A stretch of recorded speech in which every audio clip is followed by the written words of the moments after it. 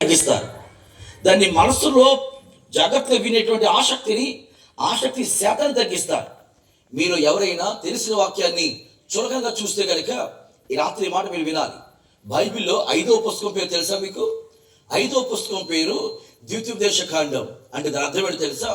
దేవుడు ఒకసారి ఆది కాండం, నిర్గమకాండం, లేవియా కాండం, సంఖ్యాకాండం, ఈ 4 కాండాల్లో చెప్పిన విషయాలను తిరిగి దేవుడు రెండవసారి ఒకసారి చెప్పాను మీరు పట్టించుకోలేదు, ఒకసారి బోధించారు పెడచవని పెట్టారు, ఒకసారి ఇచ్చాను గిరాట కొట్టారు మీరు, ఒకసారి చెబితే వినలేదు మీరు, అందుకే రెండవసారి హెచ్చరించి మాట్లాడుతున్న పుస్తకమే, రెండవసారి గద్దించి రాసిన పుస్తకమే ద్వితీయోపదేశ కాండం.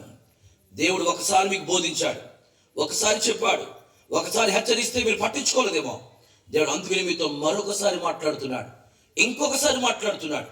ఏదైనా తెలిసిన వాక్యం మీ దగ్గరికి మరొకసారి వచ్చిందంటే, దైవజనులు చెప్పిన వాక్యం మరలా మీకు చెప్తున్నారంటే, మీరు నాకు తెలిసి అనుకోకూడదు.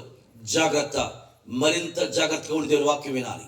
మరింత మనసు దగ్గర పెట్టి దేవుడు ఏదో మాట్లాడబోతున్నాడని భయపడాలి.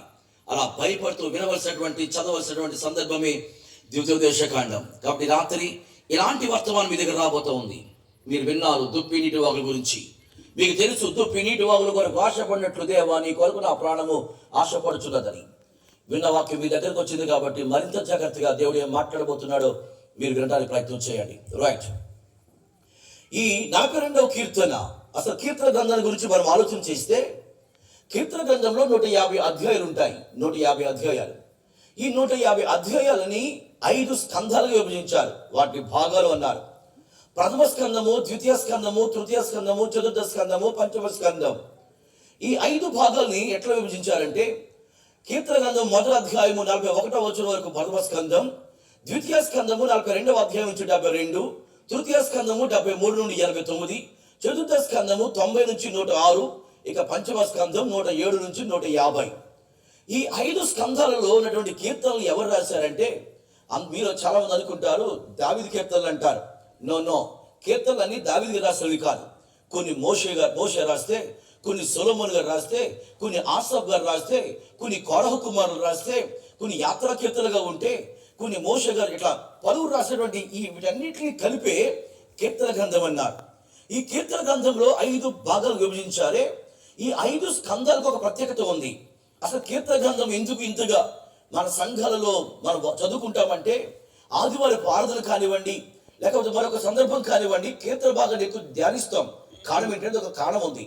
5 స్కంధాలలో దేవుడు 5 రకాలుగా ప్రత్యక్షమవుతాడు. నేను మీకు ఆ డీటెయిల్స్ అని చెప్పను, కానీ జస్ట్ కొంచెం కావలసిన మాటలు తీసుకొస్తున్నా. 5 భాగాలలో దేవుడు 5 రకాలుగా ప్రత్యక్షమవుతాడు. ప్రథమ స్కందంలో గాడ్ ఈజ్ బిసైడ్ అస్, దేవుడు మన ప్రక్కన ఉండడం చూపిస్తుంది ప్రథమ స్కందం. ద్వితీయ స్కందంలో God is going before us, దేవుడు మన ముందు వెళ్తుండడం చూపిస్తుంది. తృతీయ స్కందం గాడ్ ఈజ్ అరౌండ్ అస్, దేవుడు మన చుట్టూ ఉండడం చూపిస్తుంది. ఇక చతుర్థ స్కందం గాడ్ ఈజ్ అబోవ్ అస్, దేవుడు మన పైన ఉండడం చూపిస్తుంది. ఇక పంచమ స్కందం గాడ్ ఈజ్ ఇన్ అస్, దేవుడు మనలో ఉండడం చూపిస్తుంది. అంటే మీకు ఏమర్థం చెప్పండి? కీర్తన గ్రంథం మనిషిని ఆవరించిన గ్రంథం అండి. మనిషి చుట్టూ ఉండే గ్రంథం అది. కీర్తన గ్రంథం నీ ప్రక్కన ఉంటుంది, నీ ముందు ఉంటుంది, నీ చుట్టూ ఉంటుంది, నీ పైన ఉంటుంది, నీలో ఉంటుంది. ఇలా మనిషిని ఆవరించిన గ్రంథం కాబట్టి ఈ కీర్తన గ్రంథాన్ని మనం సంఘారాధనలో చదువుతుంటాం. ఇది కీలకమైంది. రైట్, ఇక ద్వితీయ స్కంధంలోని మొదటి అధ్యాయం అంటే 42వ అధ్యాయాన్ని ఎవరు రాస్తారంటే, పైన చిన్న మట్టలో రాయబడి ఉంది. ద్వితీయ స్కంధము ప్రధాన గాయకునికి కోరహు కుమారులు రచించినది అని రాయబడి ఉంది. ఈ కోరహు కుమారులు రచించినటువంటి కీర్తనలో చాలా శక్తివంతమైన కీర్తనగా 42వ కీర్తన మనం చూడొచ్చు. ఇందుకే మీలో కోరహు కుమారుడు అంటే ఎవరు తెలుసా? మీకు కోరహు కుమారుడు అంటే ఎవరు తెలుసా? మీరు జాగ్రత్తగా వినండి. చాలా కీలకమైన పాయింట్ ఒకటి చెప్తాను ఇక్కడ మీకు నేను. ఈ కోరహు అనే వాడు దైవ సేవకుడైన మోషేకు విరుద్ధంగా మాట్లాడితే, విరుద్ధంగా పన్నాగాలు పడుతుంటే శాపాన్ని పొందుకున్నాడు.